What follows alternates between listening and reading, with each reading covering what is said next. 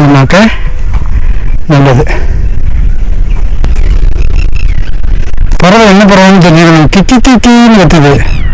வரிசையாக உட்காந்துருக்காங்க பாருங்க. எல்லாம் ஒரே திசையை பார்த்துருக்காங்க, வடக்கு திசையை.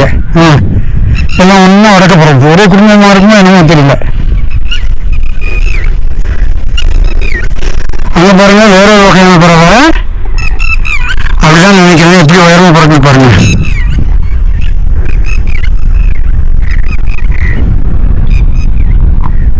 ஒரே வகைதான் போல இருக்கு, பறக்கும்போது அப்படி தெரியுது.